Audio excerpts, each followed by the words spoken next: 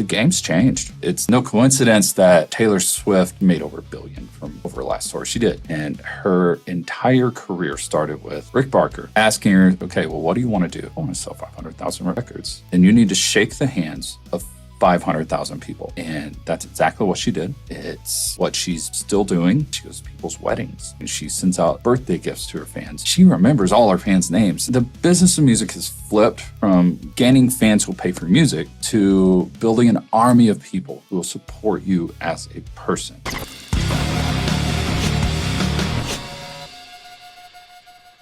I became a professional musician, singer, performer over 30 years ago. And a lot has changed since then. In fact, I would say one of the biggest things that have changed is this move from cassette tape, where like one of the very first things my band in the 90s put out, so we're talking about already in the 90s, was a cassette tape of our singles, like an A and B side. And it did really well. It got us a lot of really huge shows with big names, and that was really cool. But man, on a cassette tape, of all things, you know, we used to rewind those things with pencils. It's just, whatever. And, you know, CDs were definitely happening, but especially early on in my career where I got started when I was 15. But so CDs were definitely a thing, but cassette tapes were huge. And CDs, Billy Joel, I think, took a huge risk putting out the first CD album in 1980. Because nobody had CD players back then. And, you know, to even see the evolution of the CD to go from CD to Laserdisc to, of course, DVD for video and mini discs for audio, these tiny little CDs. Like seeing all of that happen was really interesting. But that was quickly overtaken by MP3s, which were terrible quality, at least worse than CD.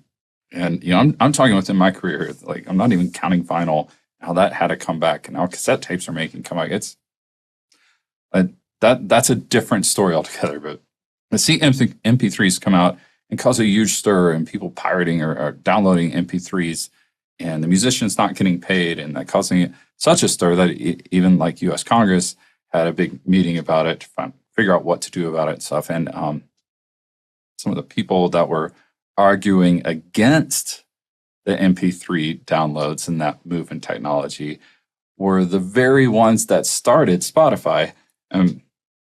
It's just a really interesting progression to see this happen, because now, you know, streams, you're lucky to make $3, you get 1,000 streams. So you're actually, as a musician, you're getting paid less. And it was promoted by the very musicians that were saying they weren't getting paid enough. And, you know, people are stealing your music, and it is what it is. But so now we've got all these streaming services that hardly pay musicians anything. But my whole point in all of that is the money really isn't in the music anymore. The good news is that the gatekeepers also don't hold all the keys anymore. It's a different game. And the old game's still being played by the record labels, and they're still trying to figure stuff out. And here we are as independent musicians, or, you know, smaller time musicians, that we're still trying to figure it out, because everything has changed a lot. And that can be really good news, especially the shift from gatekeepers to direct to fan access online. I think that can be really good news for a rock singer or metal screamer trying to build their career. And so this is really good news for you. As I would say, you know, early on in my career, especially once I started playing rock, or even more so, and started playing the big stages and opening for big names, there was a sense of mystery and this untouchable feeling around bands, especially the singers. You know, they were bigger than life. And the main push in the industry was to create these starstruck fans. You know, the separation between the artists and the fans. So I was lucky enough to always see other musicians as human, just like me. And hopefully it didn't offend many that I walked up to and thanked them, encouraged them, and shook their hand, and, you know, rather than ask for an autograph. In fact, I remember one time one time it really got stuck in my head. was going to this huge concert with my friend Bobby. And we noticed the bass player from the band was standing at the sound booth. And so we're like, hey, let's go up and meet him. And, Bobby was like, I'm not going to say giddy. Bobby's an awesome person. And he's so playful and fun that it was just cool to see him kind of starstruck over this guy. And we go up and he was like super nervous and excited to shake his hand and like wanted to talk to him, didn't have anything to take an autograph. The guy was really nice to us. He was obviously busy, but I shook his hand, thanked him, and walked away. And I'm just thinking, man, there's a real difference there and noticing how people interact or how fans interact with every single band, and getting to see all these fans with all the bands we shared the stage with. And I never really saw anybody else or any other fans treat band members that way. I'm sure there were. I'm not an anomaly. I'm not some special case, but I never saw it. It was usually being starstruck. And there was this disconnection between the band and their fans. Not that disconnection or starstruck isn't still present in the industry today. It is. But it changed. It kind of flipped the other way. Now that the music itself is monetarily devalued, the message, the brand, the feeling of personal connection has taken a front seat. It's no longer this disconnection with the band. It's something I think we're better for. I know it's not rock music, but it's no coincidence that Taylor Swift has taken pretty much made over $1 billion from over her last tour. She made over $1 billion from the last tour. And her entire career started with Rick Barker asking her after she got signed, it's like, okay, well, what do you want to do? I want to sell 500,000 records. It's like, okay, then you need to shake the hands of 500,000 people. And that's exactly what she did. It's what she's still doing. It's she goes to people's weddings, just surprise weddings. She sends out birthday gifts to her fans. She remembers all her fans' names, and that just blows my mind. I'm sometimes really terrible at names, even if I recognize you. I can't imagine meeting that many people over the course of your career and remembering them and remembering details about their life and details about your conversation with them. I would bet that was trained. And it's an awesome skill to have. So the business of music has flipped from gaining fans who will pay for music to building an army of people who will support you as a person.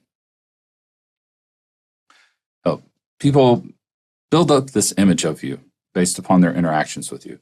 You build up a reputation about who you are, what you stand for, what type of person you are. And if you go against that image, you lose supporters, you lose fans. And, I'm not saying you can't be polarizing.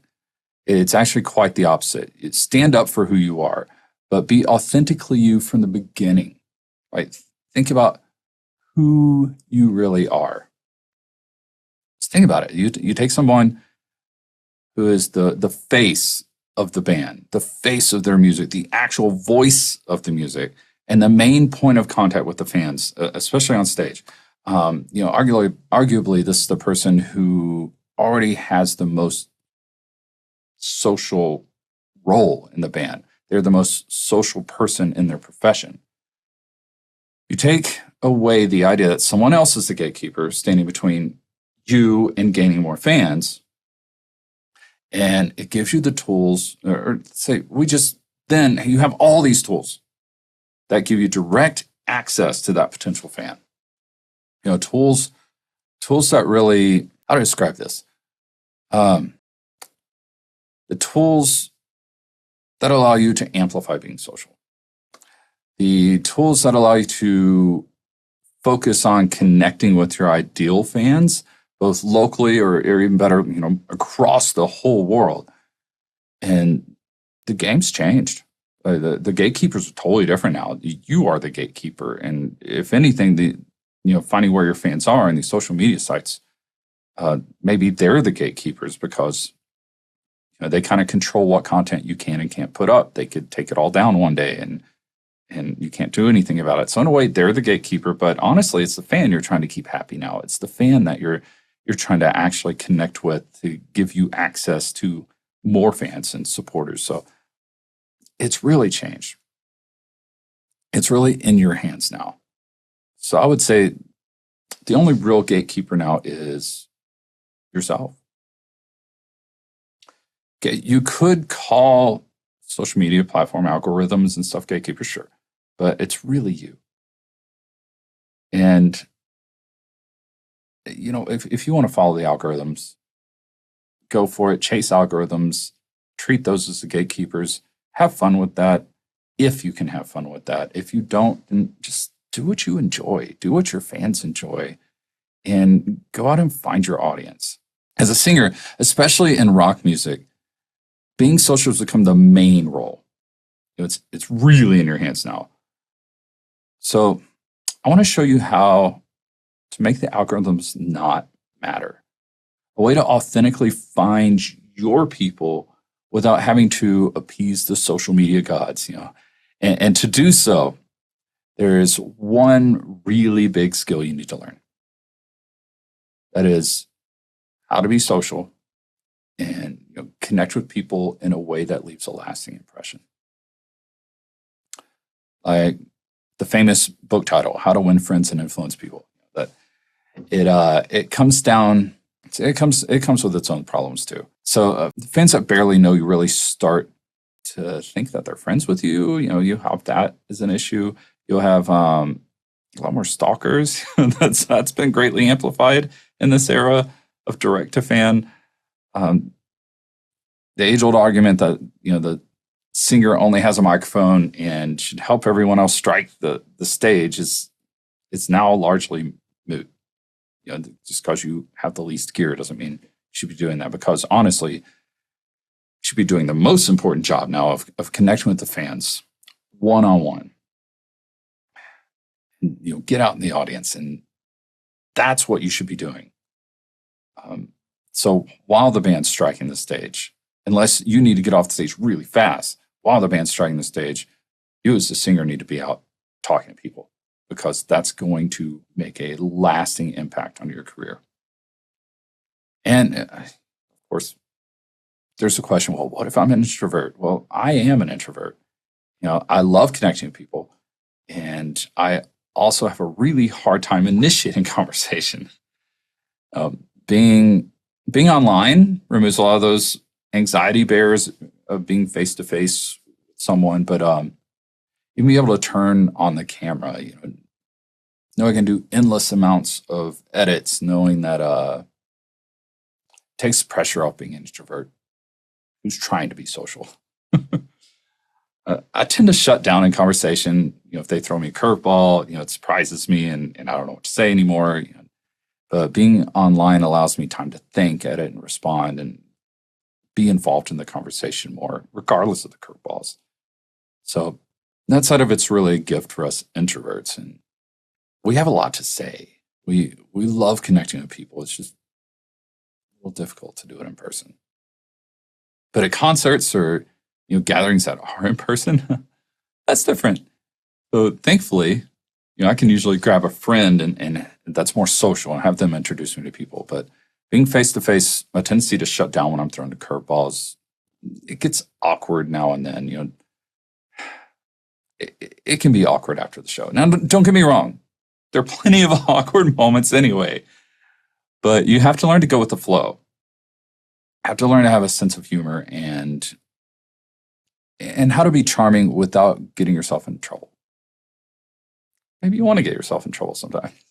So our last big show that we did, our test show of the larger production that we've been working on now for years for the Silent Still, called Rock Circus Masquerade.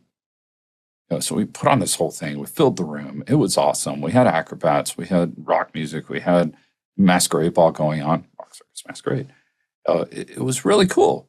And it was even more awesome. Nobody knew who we were. And we filled the room with 500 people. I think 11 people knew who we were that were there.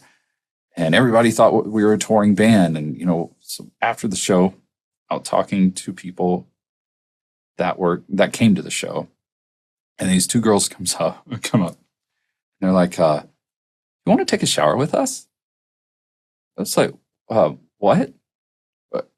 Surely that's not what I heard. It's like, it's loud in here. What did you say? Do you want to take a shower with us? That can't be what they're asking me. I'm sorry. I really can't hear you about this time. I noticed the two guys standing behind them with their arms crossed looking at me all mean. That obviously come with them. But it's like, do you want to take a shot with us? Like, okay. They didn't say shot. Okay, so I was hearing correctly.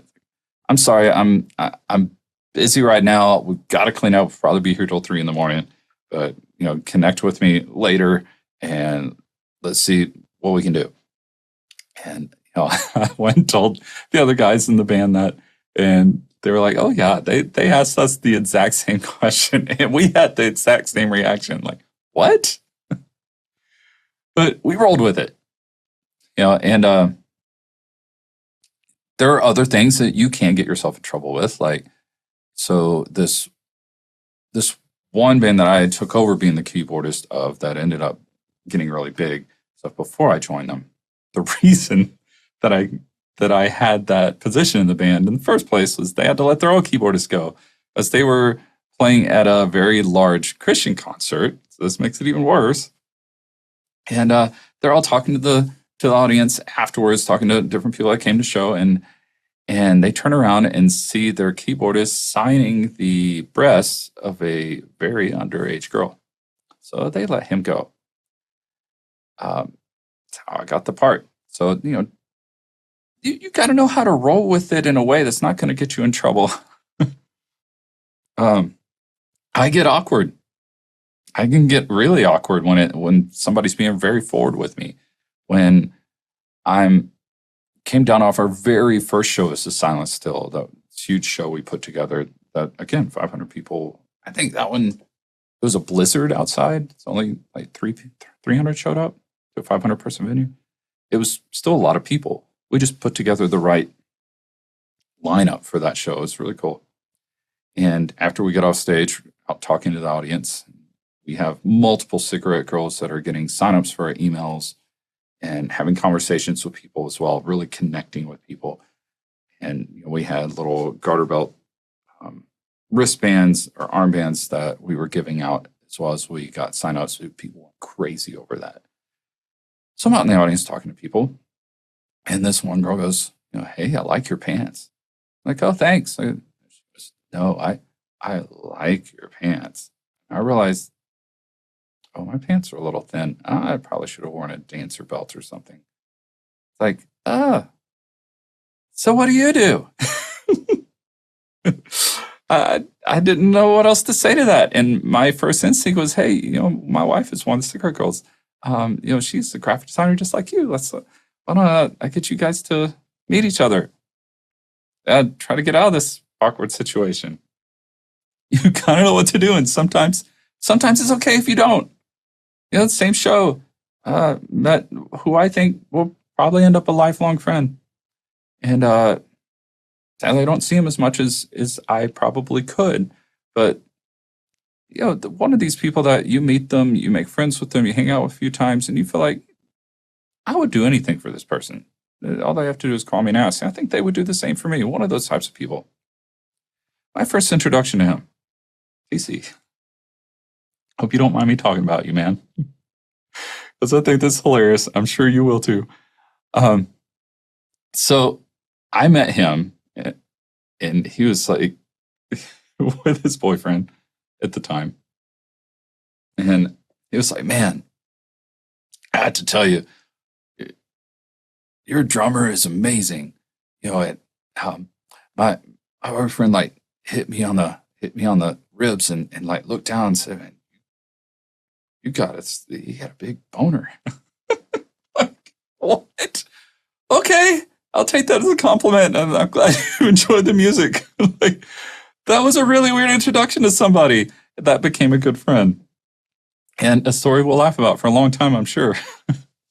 And just the idea of, we got so many signups to our email list at that show just because we had a few cigarette girls that were actually out talking to people and getting to know people and then asking them about signing up. And it wasn't about if they got the video of the show. Nobody cared about that. They liked that armband. They thought that was really cool.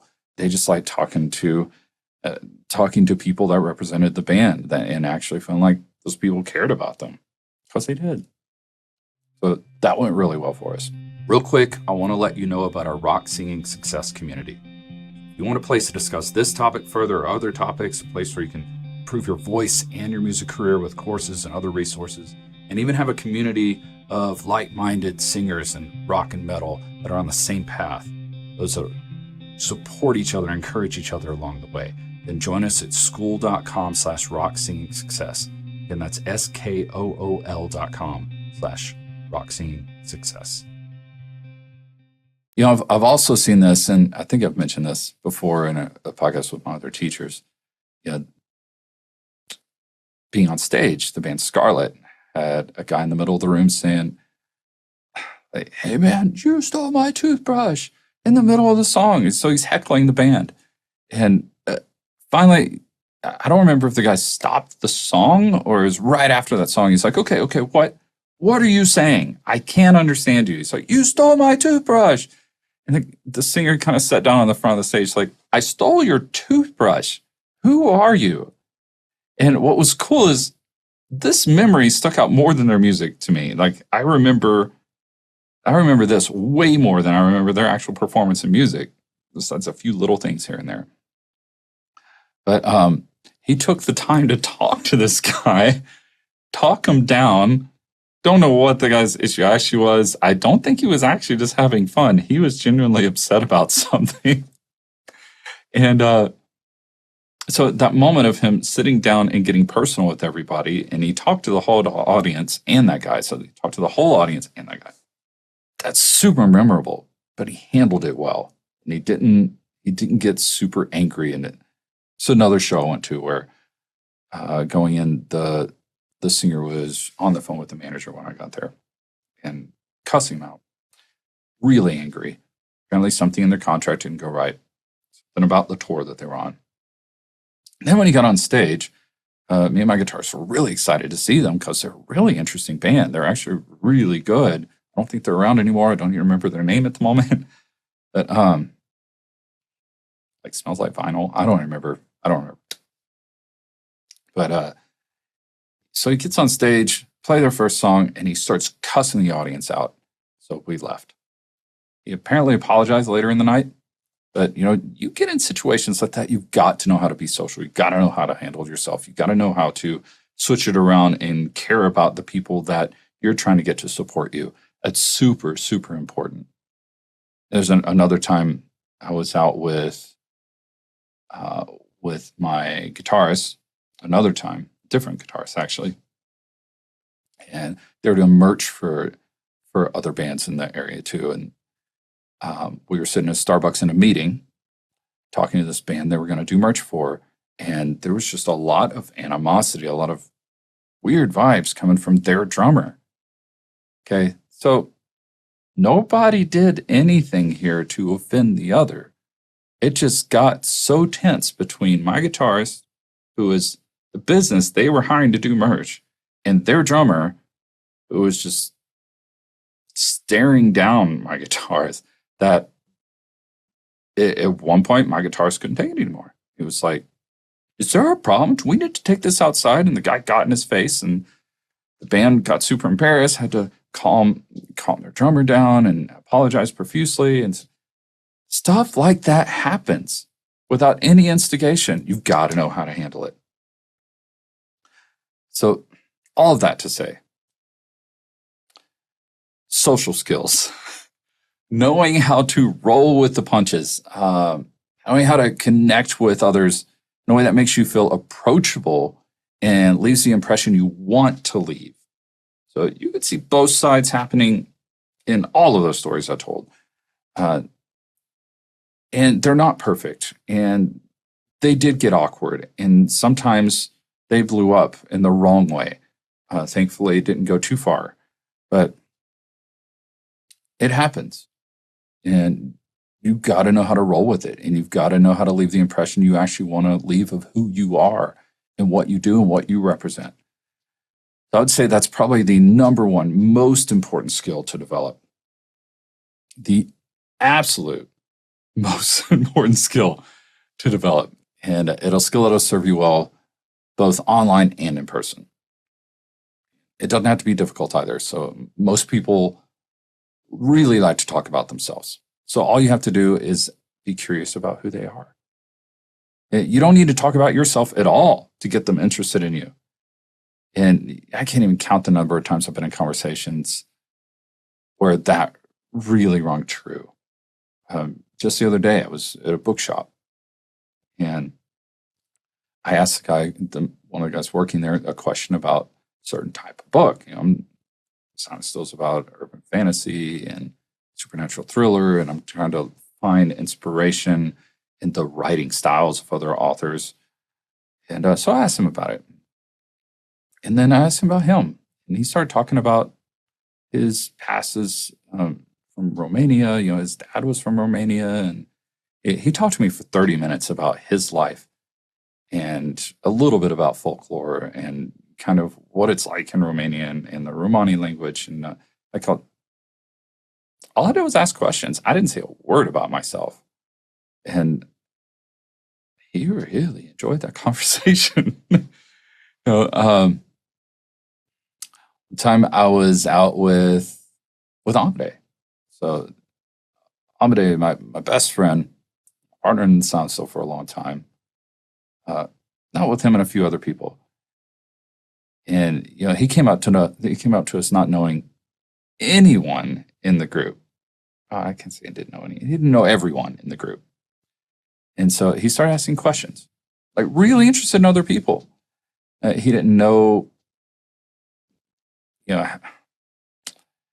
he didn't talk about how the band he was in was in the Western Music Hall of Fame or how they won the top awards in their field. He didn't talk about how he played over 260 shows last year, mostly to sold out crowds, so really large crowds. He didn't talk about how he used to tour the world singing opera and date supermodels. He didn't talk about how he had the top poetry podcast of all time, or he once fought a mountain lion with a bow staff, or when he was a kid, he pretty much blackmailed his way into. But when he was a kid, he blackmailed his way into carrying the Olympic torch, pretty much. There are just so many interesting and impressive things he could have said about himself. Make most people stare at him in awe or walk away wondering if he just made up a bunch of stuff to impress them. But no, he talked about them. He was very genuinely curious about them. And when he eventually walked away to go do something else, every single person, and I mean every single person he had been getting to talk about themselves, started saying how cool he was. My wife, Nadine Friday, she does that too. I really can't count the number of times I've seen her do that, where a waiter, barista, pretty much everyone we run into when we're out, and talk about their day and completely, they can just completely light up when talking to them. They get super excited and really enjoy her and remember her name and are excited to see her the next time we come around. She never once said anything about herself. And it comes up now and then when they ask a question. She just turns it back on them and they love talking about themselves. Remember that. Super important skill. For myself, I'd say I'm still working on it. I still get petty and want to fit in, when people talk about bands they love who I've actually shared the stage with, I butt in with how cool it is to share the stage or hang out with those bands. I don't know why I do it. I'm not trying to impress them. I'm not trying to talk about how awesome I am. I don't think that. I don't even think that way. I just want to be included, and I see a point of connection and just dive into it, and then think that get really awkward. You know, when asking them about who they are, I also get too deep too fast. When I first meet somebody, I'm like, well, what are you passionate about? People aren't used to that question. It's a little weird. I'm not being creepy. I just tend to skip the small talk to talk about their passions and values because that's what I love talking about. That's what I love getting into. And I could probably still use a few extra social skills on the small talk side and, just being friendly and getting them to talk about themselves. It's a pretty vulnerable thing to ask what people are passionate about. But probably the teacher in me, but I treat everyone like that. I treat everyone like I would a good friend. And sometimes that gets awkward fast. So I'm still learning that. I'm still learning the surface questions and how to just listen to the answers, how to just sit back and listen, be quiet and listen. So when I do it right, I'm always really amazed by how open people are and how connected it feels. So if you want to gain fans in your music, stop talking about yourself. Stop promoting what you're doing.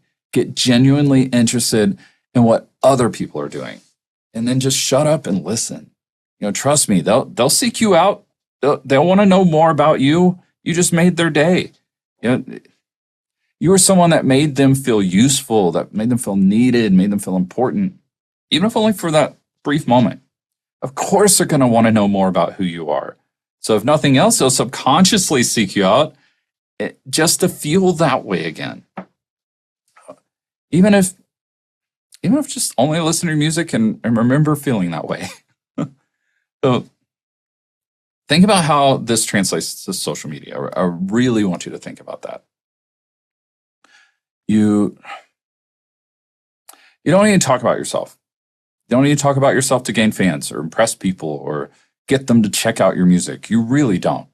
You don't. Sure, you need maybe a short micro music video, or you need music and video that's interesting and valuable to them when they do check you out. But to get someone to check out your music, you need to get interested in them, like who they are. Ask questions, strike up conversations, build relationships. Remember that people love talking about themselves, how it makes them feel when you're genuinely interested in them. This works with people you want to collaborate with too. So my sister, not really my sister, really feels like a sister though. She passed away a while back. And she had a music group called Silence the Crow. In fact, that's how I met her, teaching her how to scream, helping her with her singing, helping her with her music, helping her with her career all of a sudden. She's flying me down to Houston, having like 2-hour conversations with her husband in the morning. Then we talk about music a whole bunch and music career. And it was really cool. But that first time going down there, and we got really close. I'm still close to Michael, I think. To her husband. So going down there, talking about music career. And we figured out kind of a lot about her branding. I've coached bands in their music careers for 30 years as well. Well, maybe more like 25, but coach bands online with Alex Stroppley from Rhapsody to Fire. That was really cool too. Hundreds of bands that have helped out. And so she wanted me down there to really talk about this and to visit with them. And figured out her values, figured out her message, figured out her branding, and then it came down to, well, what do you really want to do? Where do you see this going? It wasn't really about the live shows. She loved doing that. She wanted to do that. It wasn't really about the music, even though she couldn't help but express herself that way. Being a musician, I'm sure you know what that's like. It was about, I want to work with the Churkos. I don't know who the Churkos are. That's a father and son team of producers who've worked with some of the biggest names in heavier rock music, from In This Moment to Five Finger Death Punch. And honestly, the list just goes on and on. So I don't need to keep naming people. If it's a bigger name in heavier rock music, their name's probably on it. So we were talking about it. Well, why aren't you working with them? They're out of my league. I can't do this. It's too much. It's too far. It's too this, too that, too. What if this? What if that? And I said, well, all you need to do is get involved in their world. Like it's not about you. It's about them. If you want to work with them, you need to get to know them. If the industry is about who you know, then you need to know that person. You need to get to know the people that you need to further your music career and be worth knowing. So just get involved in their world. Get in their social media. Where are they the most? It's like, okay, so they're on Instagram, they're doing this, that, and the other. Get involved in their social media, in their tribe. Be a face in their tribe, but be a valuable face in their tribe. So her and Michael started sharing a bunch of the Churkos posts and commenting on a bunch of the Churkos posts and commenting on comments of the Churkos posts. And they got noticed. After a little while, Churkos started sharing their stuff every now and then. And so she saw their birthdays, or one of their birthdays coming up, and wanted to put together a package for them, like a swag bomb, basically. So she had shirts printed for Silence the Crow and card decks, because I was really into poker. And like, so these custom merch, Silence the Crow, but also their favorite things, their favorite bands, their favorite things, shirts, card decks. Like, I can't remember everything that she put into that. It was a lot, all centered around them. And then she branded it really well. Everything was wrapped up in brown paper, stamped with a crow, and then put all that inside this black bird cage that she had gotten and shipped that to them. It wasn't but a few days later, here's Kevin Churko on Instagram on a video holding a bird cage saying, "This is the coolest thing ever," and making it swing back and forth. It was cool. It was really cool. Really got their attention. So it's cool at this time. She'd only put out one song. Second song she was planning on. So she had a schedule that was put out a song, put out the lyric video, put out a music video, repeat. You're talking like 3-4 months total there for each song. Second song, I think it's Kane Churko. Oh, sorry if I'm getting this wrong, guys. But one of them wanted to mix it for her. So they worked out a really good deal. He mixed it for her. He even produced certain things in there. He started throwing in other stuff in there. And okay, that was really cool. Now she's actually working with the Churkos and only had one song out.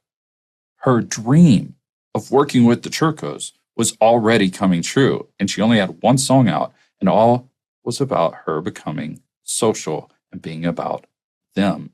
They were being part of their tribe, being valuable to them, not trying to get them to check out Silence the Crow. So by the time the third song was coming around, they were already talking a production deal. Things that I know that they went up to Vegas, they had a meeting with them, stuff. I don't know all the details of that. I just know some other things came up, things went south, mental health issues came up. I don't want to go into that a whole lot. Like I said, she was like a sister to me. She's no longer around.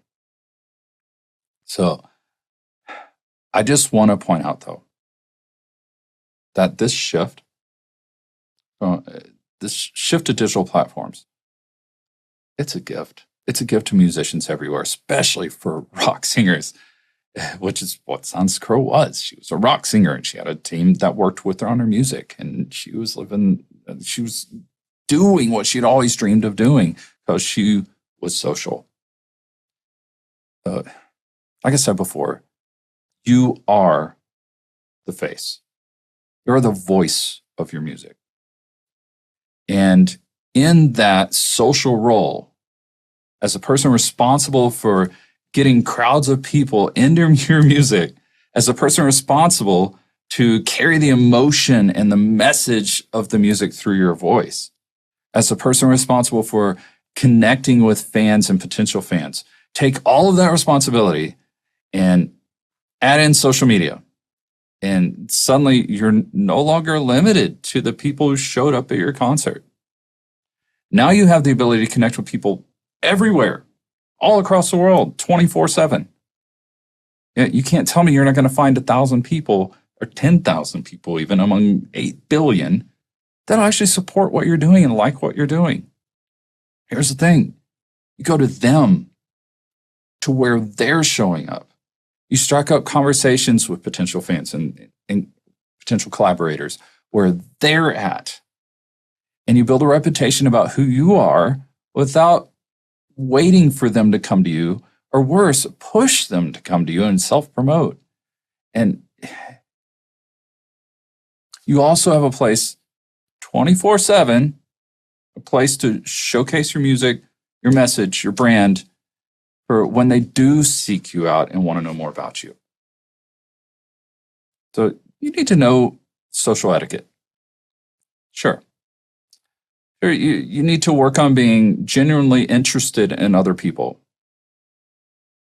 People whom, if they like you as a person, they might end up being an avid supporter of your career. You need to spend time on social media, commenting and striking up real conversations. You may even need to learn a bit about interesting lighting and cinematography, or record some 15, 30-second videos of you and your music and the value you offer, and that you're ultimately asking for people for support. It only takes 15, 30, 60 seconds, a couple times a day to do that. Do your research on what types of content is taking off for the people that did it not very long ago, that were where you're at now, and they're taking off. And do some research on what's working for your fans. What are they gathering on? What are they really liking already? So what took off and why? Use that as inspiration for your own content. You don't need to chase that algorithm. You don't. You really don't. And you don't need to do silly dance videos if that's not who you are or what your fans enjoy. Why do it? To play the numbers game on social media. Not that. That's not what I'm talking about. But rather to be inspired to create things that are fun and cool. To be inspired to make points of contact and value for people who might be watching, for your more ideal fan. To find new ways to authentically and unashamedly be you. Ashamedly, I'm not saying that. I'm unashamedly be you. Let's consider music and video creation process too. I'm kind of going into that a bit anyway. So, unlike the thousands of dollars I had to spend in launching my own career, thousands of dollars and hundreds of dollars just to spend a day in a recording studio and it might get a song done. You have a recording studio in your bedroom. You have a professional camera in your pocket. You're able to record professional quality music and video with nothing more than the help of a few YouTube videos about how to do it. You could put out songs and videos daily if you really wanted to, if you were inspired to. There's no one stopping you from doing that but you. And, well, obviously, what you enjoy. You don't want this to be drudgery. You don't want it to become a job that you start to hate. what you enjoy, what your fans enjoy. Really the only true gatekeeper to yourself now. On that note, this may be controversial to say, but you don't even need a band. You don't. You don't even need to know how to sing well if you can still convey your message with the voice you have. If you can still connect to people. You don't have to know how to play an instrument or program music. You have Fiverr and other platforms where you can find phenomenal session musicians for dirt cheap. Take the time to look. Take the time to find them. There's a theme there. Take the time to find them. There are a ton of platforms built for musicians now to collaborate with each other. That the only thing really stopping you is you at this point. If you have enough time and energy to schedule an hour a day or a handful of hours a week to work on your craft, work on recording and finding your audience, you're already doing more than most musicians ever do. You're going to build one step at a time. 1 hour a day, a few hours a week. You're going to build. If I was going to give you advice as a rock singer, if I was going to give you any advice as a rock singer, if I said that'll do more than anything else, all you really need to spend time doing yourself is what you do best. Be social, sing, and turn on a camera when you're doing your thing. Focus on what you do best and what really energizes you. The team team up with others for all the rest. Don't worry about the rest. Do what energizes you. Do what you do best. Get others help. Get collaborators. Get a team. Get cheap labor, whatever. Other people that are enjoying doing that side of it. Work on your craft. Work on your singing. Work on your performance. Work on your songwriting. Know your ideal audience. Those people you very naturally connect with and that you naturally attract to you and you really enjoy being around. Know who they are, know where they are, where to find them, and start getting really curious about who they are. Then for the people that seek to know more about you, show your value in the most simple and enjoyable ways possible for you to create. You don't need to complicate this. You really don't need to complicate this. So don't forget to give them ways to support you in what you're doing. And I think you'll be surprised. I think you'll be really surprised at how fast shifting your extra time and energy to focus on those things that just being persistent in it, being consistent, how fast that'll attract avid supporters of you building a career as a rock singer. So I want to invite you, if you have any questions about this, if you have any thoughts about this episode and you want to talk further on it, let's continue this discussion. Let's talk more about this at school.com/rock singing success. That's SKOOL.com/rock singing success. So that's a place where we have a lot of podcast episodes that we're going to be putting up on there. We have podcast discussions happening there already. We have podcast discussions happening there. We have discussions about career. We have discussions about your craft. It's really like the number one place for rock singers, metal screamers like yourself, and modern rock and metal, just to share a journey together. We also have some valuable free content there, some unlockable content, so we kind of gamified it, and a lot more. And it's free. So join us at school.com/rock singing success. That is SKOOL.com/rock singing success. And let's talk about this some more. I'll see you there.